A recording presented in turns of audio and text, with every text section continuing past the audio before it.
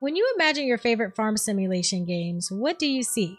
Personally, I believe that the best farm sims rope in a little bit of magic and fantasy, and if you're a returning viewer here, then I'm sure you know I have a little bit of an obsession with anything magical. So I am so excited to be teaming up today with Miss Bubbles to bring you guys a list of 6 games that fit perfectly in this genre. Also, if you're interested in 5 more titles that have this magical and fantasy plus farming element, make sure you guys head over to Miss Bubbles' channel so that you can watch our other collaboration video that's posted over there. Again, I highly recommend Miss Bubbles. If you're looking for anything that's cozy gaming or RPG related, Miss Bubbles is the perfect channel to be subscribed to, considering she gives you the real on what you should be purchasing in these genres and what you shouldn't. And here she is in the flesh. Hello you gorgeous human beings, it's Miss Bubbles and I'm so excited to be here with Kay sharing our favorite magical farming games. If there's anything that you need to know about me, it's that I adore farming games, cozy games, and RPGs. So if you love any of these genres, make sure to check out my channel, and we also have 5 more picks for you over there. So you're definitely going to want to make sure that you get subscribed so you don't miss a video over on her channel. Now, without further ado, let's go ahead and jump right in. Now, to kick this whole thing off, we're traveling to Azuria, where fairy tale meets farming. This is the perfect game for this genre, and the name of this game is Fae Farm. In this game, you escape to a new world and create your own cozy home in the enchanted world of Azuria. You literally infuse magic into everything to do, and best of all, you are actually a fairy. Eventually, you get a set of fairy wings that help you to kind of move around the world a little bit quicker, and you have elements of flying and floating. There's also a character customizer, and some other things you'll find yourself doing is potion making, crafting, cooking, farming, and decorating. To be honest, Fae Farm feels a lot like Animal Crossing meets a fairy tale. Now, Fae Farm also has some DLCs that released as well, so there's extra content for this game if you want to explore those as well. Now, the only thing I'll say about Fae Farm that wasn't a positive for me was some of the dialogue was a little repetitive, but other than that, I didn't have a single negative thing to say about the game. So if you haven't checked out Fae Farm, this is one I highly recommend, especially if you're in love with the Fae or fairies and magic. So when I was thinking about what's my favorite farming magical game, I looked at my library and I was like, oh my god, there's so many, but we're gonna have to limit the picks over here. So I'm gonna start with one that is extremely underrated, but I want to share it with you, and it's called Grow Song of the Evertree, and it's by the same developers who created Go-Go Town if you've been playing it recently, because that game has been taking the internet by storm, and also Yonder if you've played that as well. This one is a mix of life management, adventure, and cuteness overload set in a beautiful sandbox game. So you have this Evertree where worlds used to reside on its branches, but now it's just a sapling and a memory. And here you come with the power of song. You're capable of bringing it back to life and restoring it. So you're on this journey trying to bring this tree back to life, and as you do that, you're gonna explore the world and the mysterious creatures around, as well as create your own buildings and manage your own town. You can explore caves, you can solve puzzles, collect minerals, fish, catch bugs, and learn alchemy, and the unique characters that will join your settlement with their own stories to share and requests to ask really brings everything together, and you feel like you're part of this close-knit community. You need to keep them happy as well, and you need to help them to find a place to stay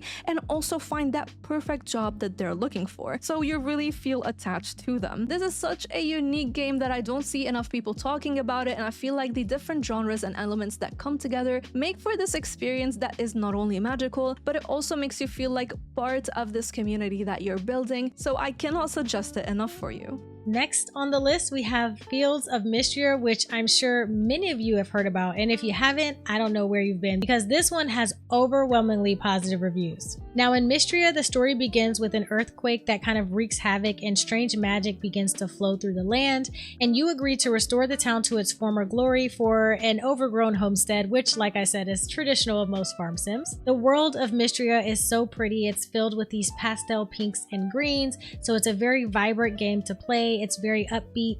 Some of the things that you can expect are a character customizer, which is really fun in this game. You also have farming, fishing, mining, and crafting. You also have romance. You get to raise adorable animals and even get to breed in rare colors. So through breeding, you can find new color variations for your animals.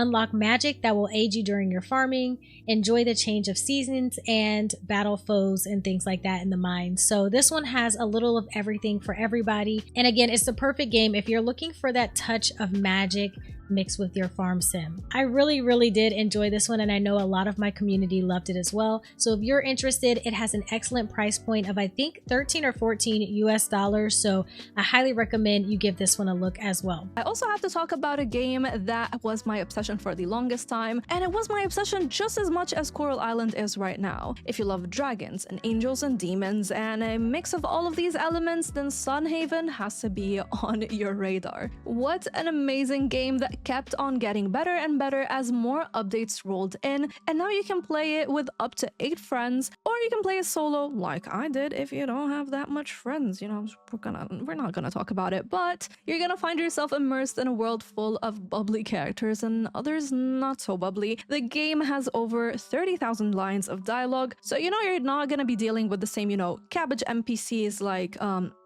Story of Seasons, Wonderful Life. But yeah, you know, you just don't feel like your characters are brain dead or they're barely breadcrumbing you with a few dialogues. No, these people have a lot to say and you're gonna love it. You do have a storyline here to follow and 3 farms to work on, which can be a little bit overwhelming. And add to that, you also have a wide range of livestock to take care of, and it's not just your typical cow and chicken, you know. Sunhaven gives you slimes, it's gonna give you werewolves and baby griffins and more to raise. And if that hasn't piqued your interest enough, you know, you can also take care of your farm. You're gonna fish, you're gonna fight monsters, you're gonna decorate, you're gonna go on dates and get married and more. This is truly a magical experience. It will be overwhelming if you've never played a farming game before, but as far as magic goes and how amazing this game is and how much content there is on offer, this game, you gotta check it out. Next on the list is one that I don't think got enough exposure because this is actually an excellent game and it is so beautiful.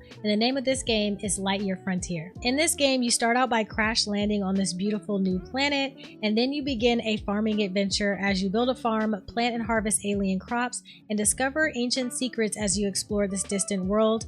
One of the things that I absolutely loved about this game was restoring some of the biomes that are around. So you're kind of tasked with exploring and figuring out how to restore the lush lands of this, you know, new planet that you're on. I think one of the things that makes Lightyear Frontier so unique is the fact that you use mech to do a lot of the things that you do on the planet. So this mech is like a big tech suit. You'll use it to kind of run around, to help you farm, to help you gather and craft. Your suit is basically your best friend on this new world. Another thing that I loved about it was that you can completely customize the way your mech looks and also upgrade it so that it can better help you around the world. There's also an element of building and decorating in this game. So you'll turn resources into buildings, and these buildings you can actually make your own with alternative color palettes and decorations. The game truly just keeps getting better because it's also a multiplayer game. You can play with up to 3 friends, helping you to kind of build up this new homestead on this foreign alien planet. And again, it's just such a beautiful game. It's even got a photo mode that is out of this world. The photo mode is absolutely amazing, and you're gonna want to take as many pictures as possible because again, the landscapes are absolutely gorgeous. So if you haven't checked out Lightyear Frontier, I highly recommend it. I have a full demo on my channel as well, and it was just a joy to play. The only problem for me is that this game has a lot of a first-person view, which can make me a little nauseous. So that's one thing that I do want to mention, but if that's not something that bothers you, this is a must play. If you're more into Chinese culture and Chinese lore and you want to play a game that has that kind of essence into it, Immortal Life is all about that. This one sets you on a journey to restore your sect after total destruction. So you're gonna be farming, cooking, fishing, crafting, and helping build up the settlement as you also strengthen your bond with your brothers and sisters. The game gives you magic to use, so it can help you, for example, water your crops. And you can also have different abilities to learn on your journey of becoming immortal. There's also combat here, so you're gonna defeat mystical creatures in different areas to gain crafting items from them. One of the things that I enjoyed the most here is, funny enough, the cooking rather than the farming. The cooking is so good in this game. You know, like how a lot of farming games just give you really boring freaking cooking mechanics? This game is here to give you good cooking. Just, yes, it's a good cooking. game, but also farming. Now, the game itself is a bit rough around the edges, so I cannot recommend it to you without letting you know that. Things like the map and the UI just feel a little bit outdated, but I have to say it did a really good job setting itself apart from all the other farming games that we keep getting hit with left, right, and center these days. So I can easily say that Immortal Life is gonna be like a hit or miss depending on what you're looking for and what you can tolerate in your farming game, but if you're okay with it, play it. You have to. I want to say thank you again so much to Kay for having me here. This was really fun, and I cannot wait to have Kay back on my channel very soon. So what did you guys think about this list that we've curated for you? Please let me know in the comments below what your favorite game from the list was. We have another video up on Miss Bubbles' channel with 5 more games that fall into this category. So if you want to see more, make sure you head over there to watch that video. And I also want to say thank you so much to Miss Bubbles for joining me on my channel to help me bring this list of games for everyone to check out. Thank you guys so much for watching, and until next time, I will catch you all in the next one. Peace!